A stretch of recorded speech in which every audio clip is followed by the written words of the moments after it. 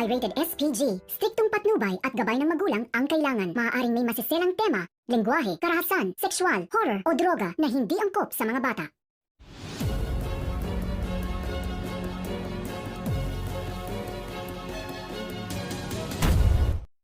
Wala ngang kamalay-malay itong si Angel na nilagyan nga ng pampatulog nitong si Vanessa ang inumin nito na ibinigay naman nitong si Tony, kung saan nasarapan pa itong si Angel kung kaya't humingi pa ito ng isang baso. Samantalang habang tulog itong si Angel ay dito na isinagawa ni Vanessa ang kanyang mga plano na sirain umano ang mga ipinagluluto nitong ulam upang sa ganon ay masira rin ang imahe nitong si Angel dito kay Sylvia. Inutusan lang naman ni Angel ang kanilang mga katulong na bilihin ang mga importanteng gagamitin niya sa kanyang pagluluto. Kasabay nito ay hindi na rin sumama itong si Angel kung kaya't nagkaroon din ng pagkakataon si Angel na i-brainwash ng i-brainwash ang utak nitong si Mikay. At dahil mas lalong lumalala sa paningin ni Sylvia itong si Vanessa, nakapagdesisyon itong si Sylvia na gumawa nga ng prayer meeting mismo sa kanilang tahanan sa pamamagitan nga ng pag-ibita ni Sylvia sa mga madre na magsasagawa ng dasal sa kanilang tahanan. Ngunit bago nangyari ang lahat, ay dito nga nagpapasalamat si Sylvia sa pag-attend umano at pagpunta ng mga madre. Hindi umano inaasahan ni Sylvia na pauunlakan nito ang kanyang kahilingan. At habang dito naman ngayon tuwang-tuwa itong si Angel dahil kahit papaano ay nakikita niya ang pag-asa na mapupunta sa kanya ang loob nitong si Mikay. Sa pagkakataong ito ay sirang-sira na talaga ang imahe ni Vanessa sa kanyang sariling anak. Hindi rin naglaon, kasabay noon ay dito rin nagkaroon ng masusing investigasyon sa naturang kaso ng asawa ni Sylvia at ang apo nitong si Luigi. Kaya naman agad-agad ay nagsipuntahan ng mga pulis doon upang sa ganon ay kuhanan umano ng maikling impormasyon itong si Angel. Nahagip kasi si Angel sa naturang CCTV footage at itatanong kung bakit naroroon siya sa mga oras ng insidente at naturang lugar.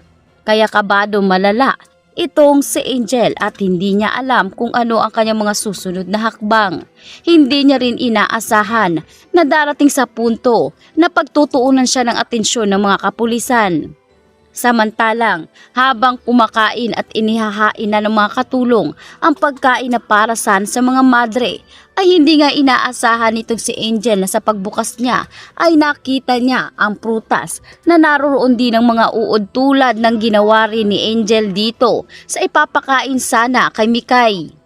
Nakaganti ng malala itong si Vanessa habang nakatingin sa di kalayuan na parabang nababaliw itong si Angel sa takot nang makita ang mga naturang uod.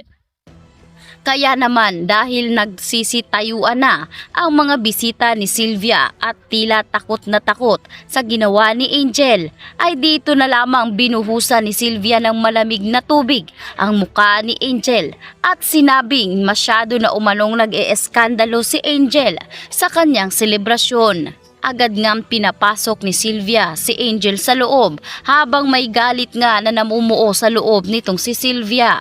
Humihingi ngayon ng paumanhin itong si Sylvia sa kanyang mga bisita at hindi rin naglaon ay nagsialisa na rin ang mga ito.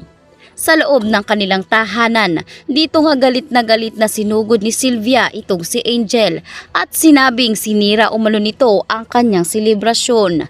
Minsan na nga lang daw umano siya magkakaroon ng bisita, sisirain pa umano. Kaya naman sa pagkakataong ito ay umihingi naman ng patawad si Angel dahil nadala rin siya ng kanyang takot kung kaya't dumating sa puntong nagwawala siya. At habang sinasabi ito ni Angel, ay nakita ni Angel itong si Vanessa na nakangiti sa di kalayuan.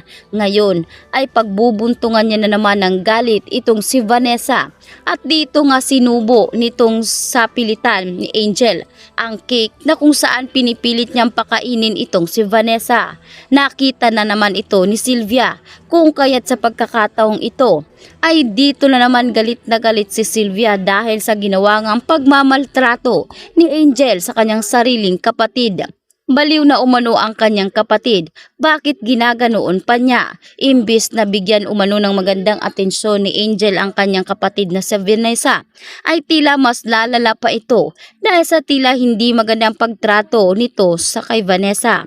Kaya sa pagkakataong ito ay magdidesisyon na rin kaya si Marco na umalis na sa kanilang tahanan.